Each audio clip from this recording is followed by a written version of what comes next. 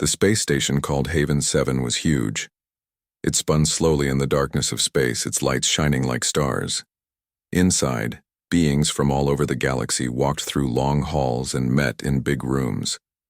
They came here once a year to talk about trade, make deals, and solve problems between their worlds. Jake Morrison stood near a tall window watching ships come and go. He was a human from Earth wearing the blue uniform of the Earth Space Navy. His job was to help his captain make good deals for his home planet. But right now, he was not thinking about work. He was watching the other aliens and learning about them. Some aliens were tall and thin like walking trees. Others were short and round like rocks with legs. A few looked almost like humans, but with different colored skin or extra arms. Jake found them all interesting. He liked to learn new things. But there was one alien that made him sad. She sat alone in a corner of the big room where everyone came to eat and rest. She was from a race called the Velthari. Jake knew a little about them. They looked like lizards that could walk on two legs. Their skin could change colors like a rainbow. This was how they talked to each other without words. This Velthari was different. Her skin stayed gray all the time. She never changed colors. She sat very still and straight like a princess should, but no one came to talk to her. When other aliens walked past her, they looked away quickly. Some of them made signs with their hands that Jake thought meant bad luck. Jake watched her for 3 days. She came to the eating room at the same time each day. She always sat in the same chair. She ate her food slowly and quietly. Then she would put her fingers on the table and move them in patterns, like she was writing words that no one could see. On the 4th day, Jake decided to do something. He got his food and walked over to her table. The room became very quiet. Other aliens stopped talking and stared at him. Some of them looked scared. "Hello," Jake said in a friendly voice.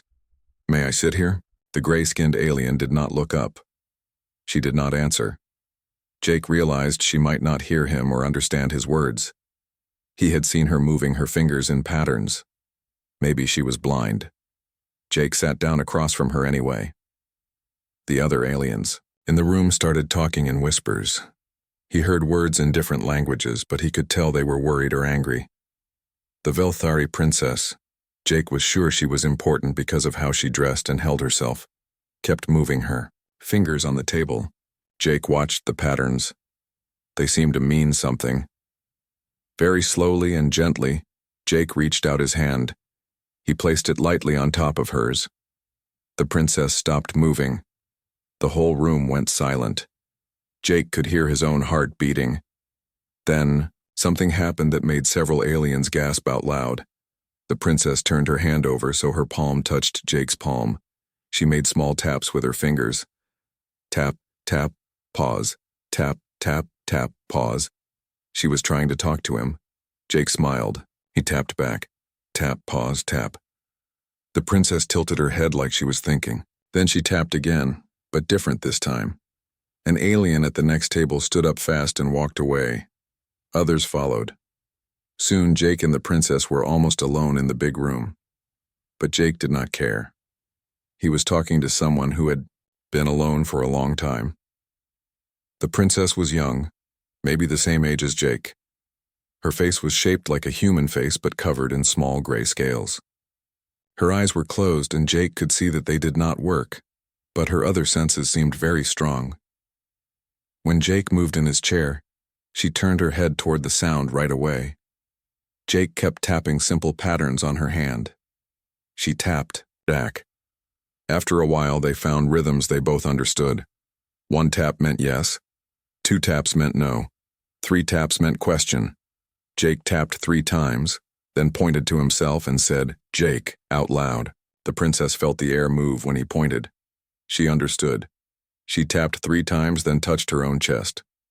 "Zarathus," she said. Her voice was soft and musical, but she sounded like she had not talked to anyone in a long time. Jake smiled. "Bigger." "Zarathus," he repeated, trying to say her name right. She made a small sound that might have been a laugh. Captain Lisa Brooks walked into the eating room and saw Jake holding hands with the alien princess. Her face showed she was not happy. "Morrison, what are you doing?" she asked in a stern voice. Jake did not let go of Zarathus's hand. Making a friend, Captain. That's Princess Zarathus of the Velthari Empire, Captain Brooks said quietly. Her people think she's cursed. No one is supposed to touch her. Jake looked at the princess. She could not understand English, but she could tell the humans were talking about her. Her scales seemed to get a little darker gray. Maybe her people are wrong, Jake said. Maybe she's not cursed, maybe she's just lonely. Zarathus squeezed Jake's hand gently. She could feel that he was defending her, even if she could not understand the words. Captain Brooks looked around the almost empty room. You're causing problems, Morrison. The other delegations are upset. Good, Jake said. Maybe they need to be upset. Maybe they need to think about how they treat people who are different. The captain stared at Jake for a long moment. Then she looked at Princess Zarathus, who sat quietly but proudly, still holding the human's hand. 10 minutes, Morrison, Captain Brooks said finally. Then we have work to do. After the captain left, Jake turned back to Zarathus. He tapped 3 times on her hand, then made a gesture like waving goodbye. She understood. She tapped back. One long tap that seemed to mean thank you. As Jake got up to leave, Zarathus caught his hand one more time.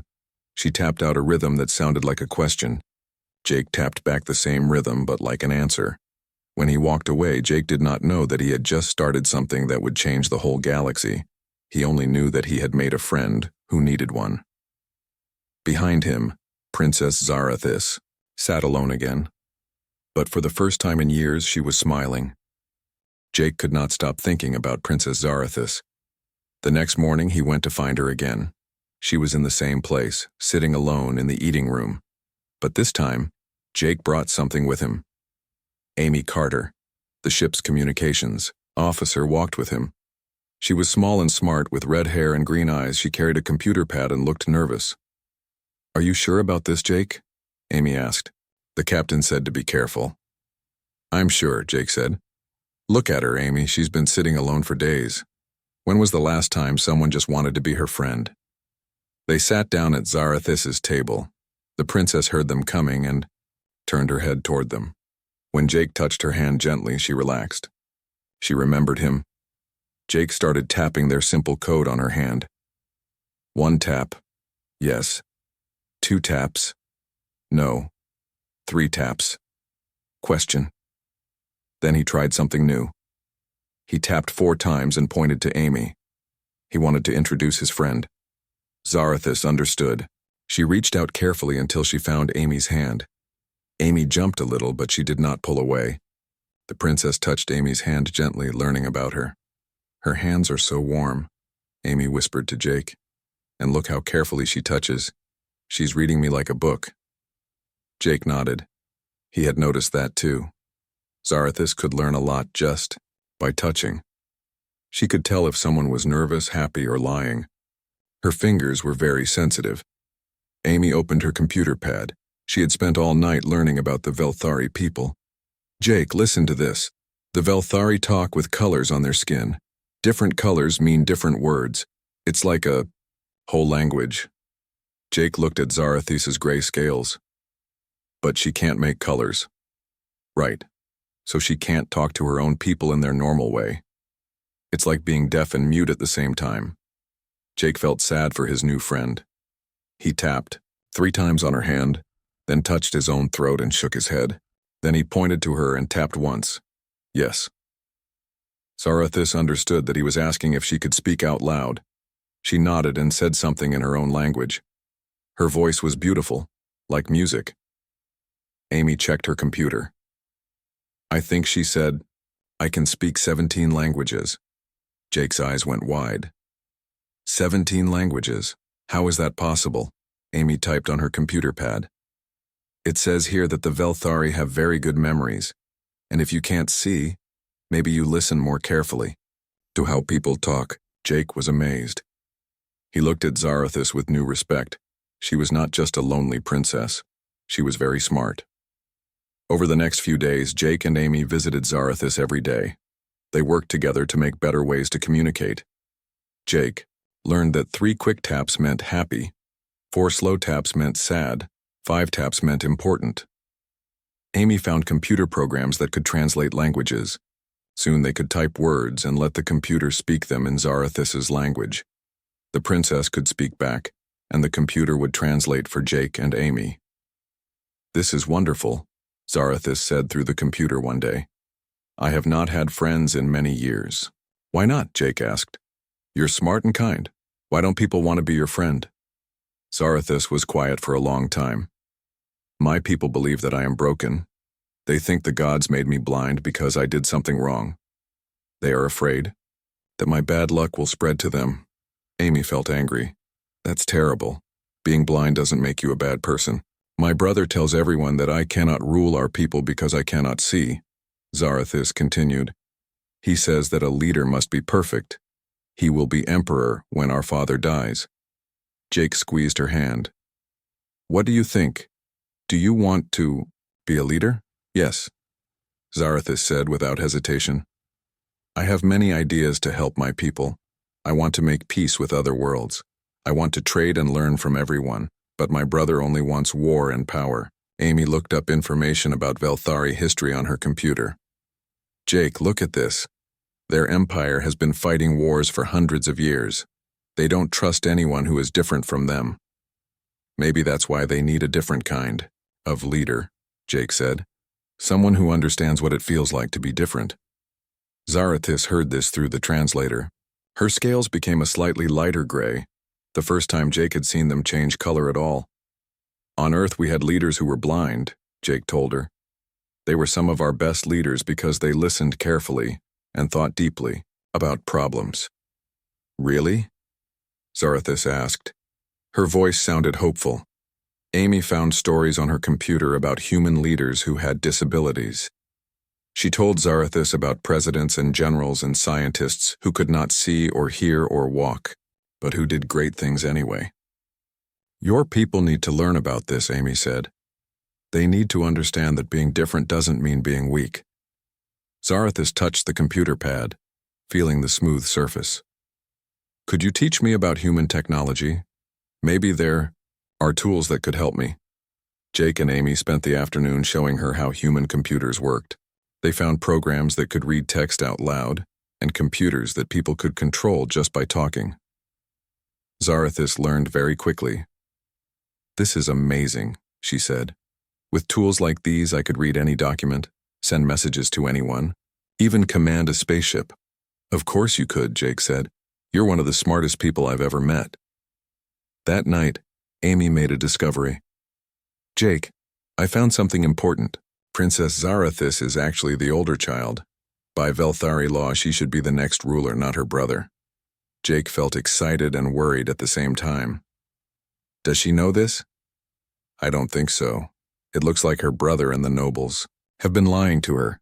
They told everyone that being blind makes her unfit to rule, but that's not what their old laws say." The next day, Jake and Amy told Zarathus what they had learned. She was very quiet for a long time. "I always wondered," she said finally. "I knew I was born first, but everyone told me it did not matter because I was broken." "You're not broken," Jake said firmly. "You're different, and maybe different is exactly what your people need." Zarathus straightened up in her chair. For the first time since Jake had met her, she looked like a real princess, strong and proud and ready to fight. "What would I have to do?" she asked. "How could I claim my right to rule?" Amy checked her computer. "There's something called a succession trial. Any heir can challenge another heir for the right to be emperor. But the trials test things I cannot do," Zarathus said sadly. "They require sight and color speaking." Jake thought about this. What if we could change the trials? What if we could make them test the things that really matter for a leader? Galactic Federation Council would have to approve any changes, Amy said. It would not be easy. Zarathus squeezed Jake's hand. "Would you help me try?" Jake looked at his friend. This brave, smart, lonely princess who just wanted a chance to help her people. He thought about what Captain Brooks would say. He thought about how dangerous this could be. Then he squeezed her hand back. Yes, we'll help you. For the first time since Jake had known her, Princess Zarathis smiled so big that her gray scales actually sparkled a little in the light. The peaceful days on Haven 7 came to a sudden end. Jake was eating breakfast with Amy when alarms started ringing throughout the station. Emergency lights flashed red, and voices called out in many different languages. "What's happening?" Amy asked, looking around nervously. Jake grabbed his communication device. Captain Brooks's voice came through clearly. "All Earth personnel report to the main conference room immediately. We have a situation." Jake and Amy ran through the halls of the station. Other aliens were running too, all looking worried and scared. When they reached the conference room, they found Captain Brooks waiting with her face very serious. "People, we just received news from the Velthari Empire," she said. "Emperor Siltharin is dying. He may only have days left to live." Jake's heart sank. He thought immediately of Zarathis. "What does this mean for the succession?" "It means the trials will begin right away," Captain Brooks said. "Prince Kethamor arrived on the station an hour ago with a full battle fleet. He's already claiming the throne." Amy looked worried. "What about Princess Zarathis?" Captain Brooks frowned. "That's complicated. Morrison, I know you've been spending time with her. You need to stay away from Velthari politics. This could start a war." But Jake was already heading for the door. "I have to find her." He ran through the station, checking all the places where Zarathis usually spent her time. He found her in the observation deck, standing near the big windows that looked out into space. She could not see the stars, but she seemed to like the quiet there. "Zarathis," Jake called softly. She turned toward his voice. Her scales were darker gray than he had ever seen them. "Jake," she said, "you heard the news." "Yes, I'm so sorry about your father." Zarathis nodded sadly. "He was a good man, but he was weak. He let the nobles tell him what to do. He never stood up for me." Jake walked over and took her hand. "What will you do now?" "Nothing," she said quietly. "My brother is already here. He brought ships and soldiers. The nobles support him. I cannot fight him. But you're the older child. You have the right to challenge him." Zarathis shook her head. "The trials require things I cannot do. I would have to command a fleet in battle using the color language. I would have to give speeches where my scales change colors to show my emotions. I would have to solve puzzles that require sight." Jake felt angry. "That's not fair. Those trials don't test if someone would be a good leader. They just test if someone is like everyone else." "That is how it has always been," Zarathis said. "I accepted long ago that I would never rule." "Well, I don't accept it," Jake said firmly. "You're the smartest, kindest, most thoughtful person I've met. Your people need you as their leader." Zarathis smiled sadly. "You are a good friend, Jake, but friendship cannot change the laws of my people." "Maybe not," Jake said. "But what if we could change the trials?" Before Zarathis could answer, heavy footsteps echoed in the observation deck. A group of Velthari soldiers entered, followed by a tall alien who looked similar to Zarathis, but bigger and stronger. His scales shifted through angry reds and commanding purples. "Sister," Prince Kethamor said in a voice like grinding rocks, "I hear you have been embarrassing our family by associating with lesser species." Jake felt Zarathis's hand tremble in his, but she stood up straight and proud. "Brother, I have been making friends and learning about other cultures. Father always said that was important for a ruler." Kethamor laughed coldly. "Father was weak. That is why our empire has problems. When I am emperor, we will be strong again. We will not need friends among the inferior races." "The galaxy is changing, Kethamor," Zarathis said. "We cannot survive alone anymore. We need allies and trade, partners." "We need nothing from anyone," Kethamor snapped.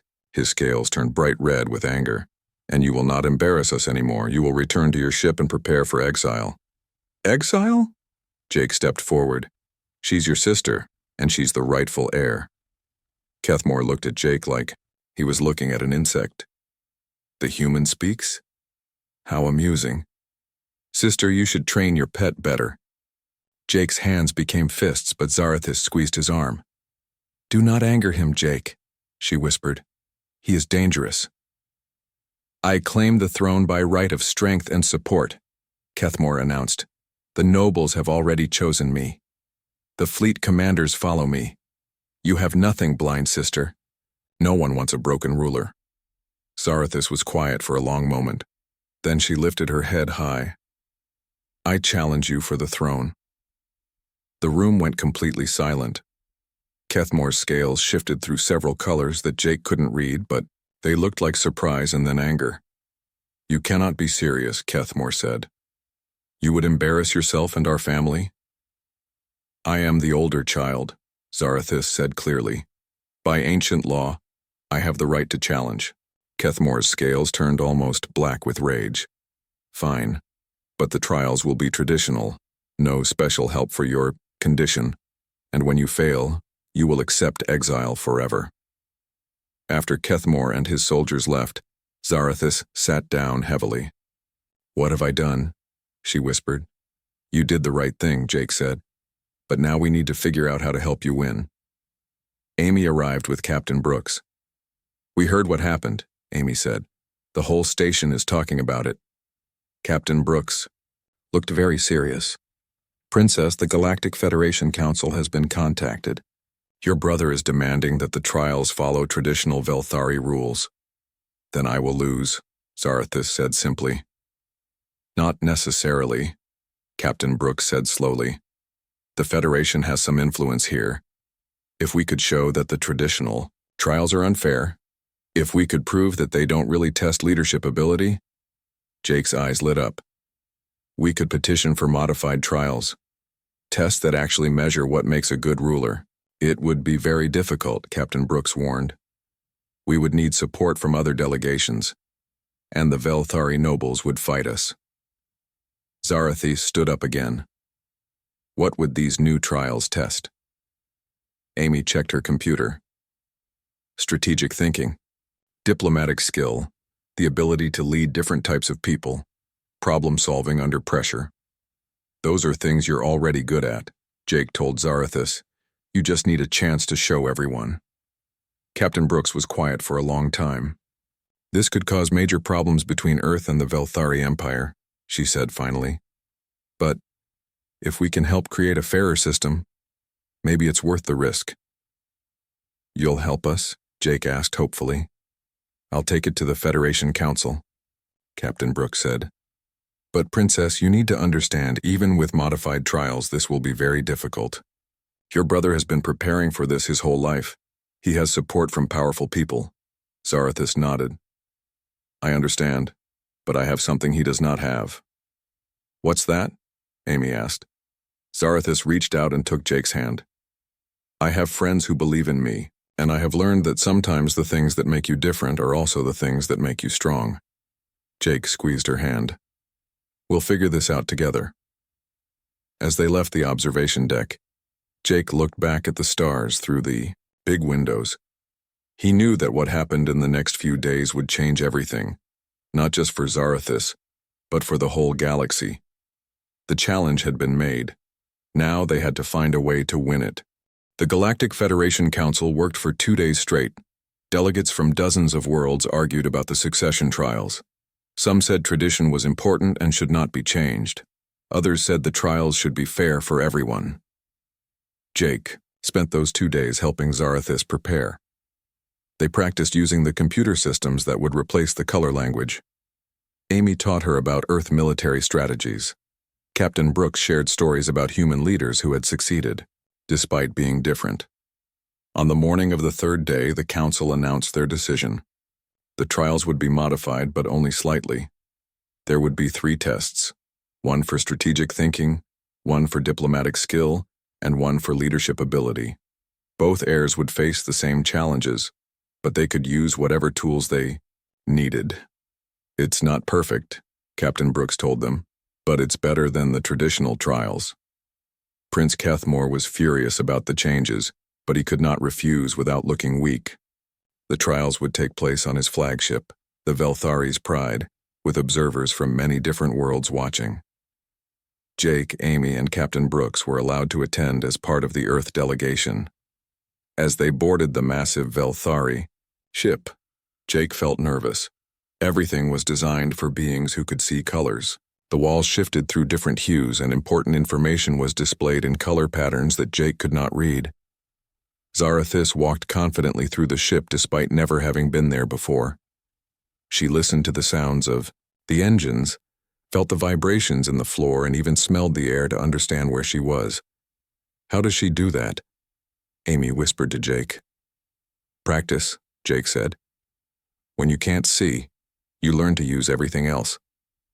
The first trial took place in the ship's command center. Both heirs had to command a simulated space battle against the same enemy fleet. They each had 30 minutes to achieve victory with as few losses as possible. Prince Kethmore went first. He used traditional Velthari tactics, direct attacks with overwhelming force.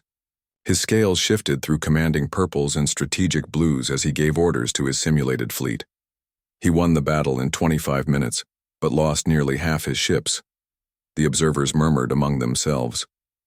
It was a standard Velthari victory, successful but costly. Then it was Zarathis's turn. Jake helped her connect to the computer systems using voice commands and audio feedback. Instead of color displays, she had sound patterns that told her where each ship was located. What happened next amazed everyone watching. Zarathis did not attack directly. Instead, she studied the enemy movements for several minutes, listening to the patterns. Then she began giving orders in 3 different languages: Velthari for her own ships, crystalline harmonic tones for the engineering vessels, and Mandalorian battle cant for the fighters. She's using multi-species tactics, Amy whispered to Jake. She's commanding the fleet like it has different types of beings, not just Velthari. Zarathis's strategy was completely different from her brother's. She used the fast ships to confuse the enemy while the heavy ships moved into better positions. She sent small groups to attack from unexpected directions. Most cleverly, she used the enemy's own aggressive tactics against them, letting them overextend before striking. She won the battle in 18 minutes with only minimal losses. The Velthari observers looked shocked.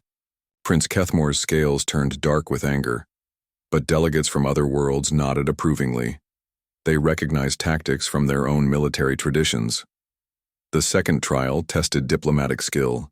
Each heir had to resolve a trade dispute between 3 different species: the crystal-based Lumerians, the gas-breathing nebuloids, and the machine-like cybernetics. The dispute involved mining rights, shipping routes, and cultural misunderstandings. Kethmore approached the problem like a traditional Velthari negotiation. He tried to establish dominance first, speaking only in his own language and expecting the others to adapt. When the 3 species disagreed with his proposals, he became more aggressive, threatening to withdraw Velthari support from their trade agreements.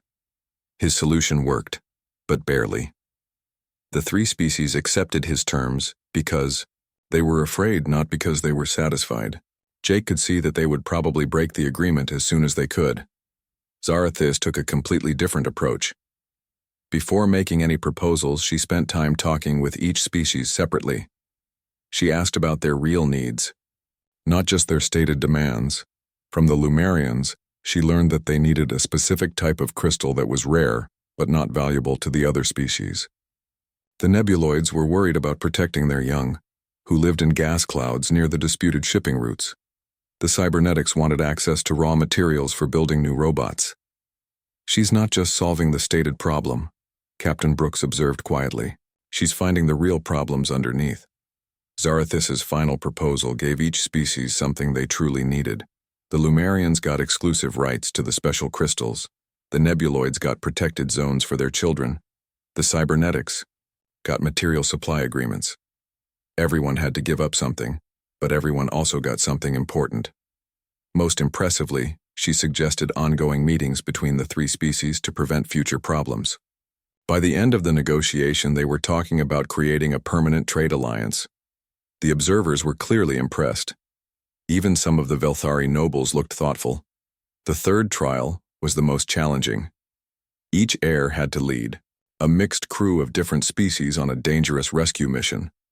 The simulation was very realistic. They had to save survivors from a crashed ship near a black hole where time moved differently and gravity was extremely dangerous. Kethamor chose a crew of mostly Velthari with a few others. He gave orders in the traditional way, expecting immediate obedience. When the non-Velthari crew members tried to offer suggestions based on their expertise, he ignored them or told them to be quiet. The mission succeeded, but it took a long time and several crew members were injured because Kethamor did not listen to their warnings about the dangers. Zarathus chose a crew with many different species. She spent the first few minutes of the mission talking with each crew member, learning about their special abilities and knowledge. Jake watched from the observation area as Zarathus worked with her team.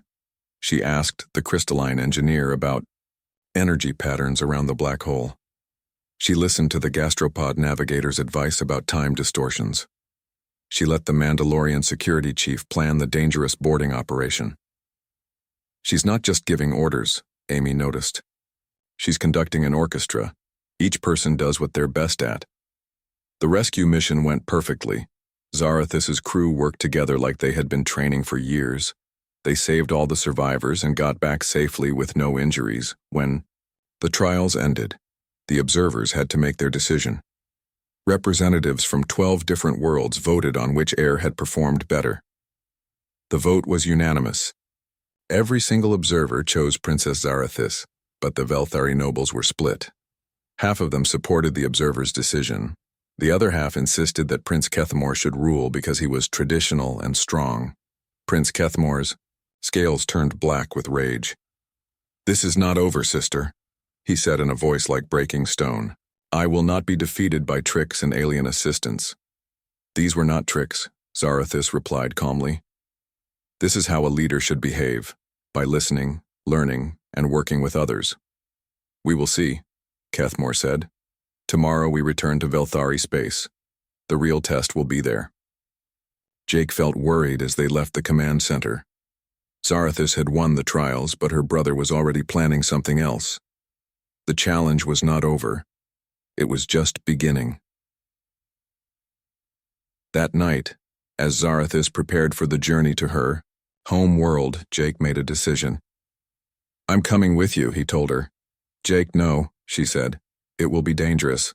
My brother will not give up easily." "That's exactly why you need friends with you," Jake replied. "We started this together. We'll finish it together." Zarathus smiled and took his hand. "Thank you, my friend, for everything." Jake squeezed her hand back, feeling the warm scales and gentle strength in her fingers. Tomorrow they would face whatever Prince Kethamor had planned. But tonight, they had proven that different did not mean weaker. Sometimes different meant stronger. The journey to the Velthari homeworld took 3 days. During that time, Jake watched Prince Kethamor's ships through the windows of Zarathus's smaller vessel. The prince had brought an entire battle fleet, while Zarathus traveled with only a few supporters and the Earth delegation. "He's planning something," Captain Brooks said quietly to Jake. "Our sensors show his ships moving into attack positions." Jake found Zarathus in her private chamber, sitting quietly and listening to recordings of her father's old speeches. "How are you feeling?" he asked. "Scared," she admitted, "but also hopeful. For the first time in my life, I feel like I might actually be able to help my people." "You will," Jake said. "You proved that in the trials." Zarathus smiled. "I could not have done it without you and Amy and Captain Brooks. You taught me that being different could be a strength." When they arrived at the Velthari capital world, Jake was amazed by what he saw. The planet was beautiful, with purple oceans and silver cities that sparkled in the light of twin suns. But he could also see the scars of war, ruined areas where battles had been fought, and military bases covering much of the surface. The coronation ceremony was scheduled to take place in the Great Temple, a massive building in the center of the capital city. As their ship landed, Jake could see crowds of Velthari gathering in the streets. Some carried banners supporting Zarathus, but others showed loyalty to Prince Kethamor. "The people are divided," Amy observed. "This could turn into a civil war." Captain Brooks checked her communication device. I'm getting reports of fighting in some of the outer cities. Kethmore's supporters are trying to take control of important buildings. Zarathus listened to these reports calmly. My brother is forcing the issue. He knows that if the coronation happens peacefully, I will be empress, so he is trying to take power by force. Jake felt angry. That's not right. You won the trials fairly. Right and wrong do not always matter in politics, Zarathus said, sadly. Sometimes strength is the only thing people understand. But as they walked toward the great temple, something unexpected happened. Young Velthari began joining their procession. At first it was just a few, but soon there were hundreds walking with them. Jake noticed that many of these supporters were different in some way. Some had scales that were unusual colors, others moved differently or spoke with different accents. A few even had visible disabilities. Who are they? Jake asked. The ones my people usually ignore, Zarathus said with wonder in her voice. The ones who are not perfect enough for traditional Velthari society. An older Velthari woman approached them. Her scales were white with age, and she walked with a cane. Princess, she said in a voice that shook with emotion, my grandson was born with only one arm. For years we were told he was worthless. But when we heard about your trials, about how you succeeded despite being different, he told me that maybe he could succeed too. Zarathus stopped walking and took the woman's hand. Your grandson is not worthless. No one is worthless. Everyone has something valuable to offer. Word of this conversation spread quickly through the crowd. More people came forward with their own stories, parents of children who were different, workers who had been rejected because they did not fit the traditional image, young people who dreamed of careers that were usually forbidden to them. By the time they reached the great temple, thousands of Velthari were walking with Zarathus. Jake had never seen anything like it. For the first time, the forgotten members of Velthari society were standing together, but Prince Kethmore was waiting for them with his own supporters, the nobles, the military commanders, and the wealthy families who wanted things to stay the same. Sister, he called out in a voice that carried across the square, you bring rabble to a royal ceremony. How fitting. I bring my people, Zarathus replied clearly. All of my people, not just the ones you think are important. The ceremony began with traditional prayers and songs. But when it came time to place the crown of stars on the new ruler's head, Kethmore made his move. I reject this false coronation, he declared. My sister won her trials with alien tricks and alien helpers. She is not fit to rule the Velthari. His soldiers moved forward, surrounding the temple. Jake could see more ships landing outside the city, military vessels loyal to the prince. You lost the trials fairly, Captain Brooks said firmly. The Galactic Federation witnessed everything. The Federation has no power here, Kethmore replied. This is Velthari space. We will settle this the old way. Jake realized what was happening. He's starting a coup. He's going to take power by force. But Zarathus remained calm. Brother, if you do this, you will tear our people apart. There will be civil war. There will be order, Kethmore said. My order. The situation was about to explode into violence when something unexpected happened. A young Velthari male stepped forward from the crowd. His scales were a strange blue-green color that Jake had never seen before. My name is Velkan, he said, loudly. I am a communications officer on one of Prince Kethmore's ships, but I cannot serve a leader who rules through fear. He walked over to Zarathus and knelt before her. I pledge my loyalty to the rightful empress. Another soldier stepped forward, then another. Soon, dozens of Kethmore's own people were switching sides. You fools, Kethmore raged. She is weak. She is broken. No, said an older military commander as he removed his insignia and laid it at Zarathus's feet. We are the ones who were broken. We forgot that strength comes from unity, not division. Jake watched in amazement as the crowd around them grew larger and larger. Young people, Old people, workers, soldiers, even some nobles, all of them choosing to support Zarathus. But Kethmore was not finished. If you will not accept me as your rightful emperor, then I will take what is mine by force. He gave a signal, and his ships in orbit began moving toward the planet. The battle for the Velthari Empire was about to begin.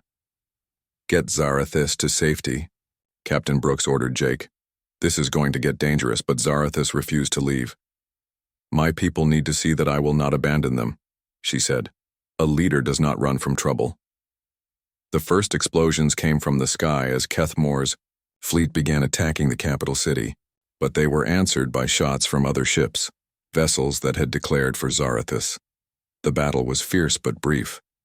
Many of Kethmore's own commanders had switched sides, and his fleet was outnumbered. When his flagship was surrounded and damaged, the prince finally surrendered.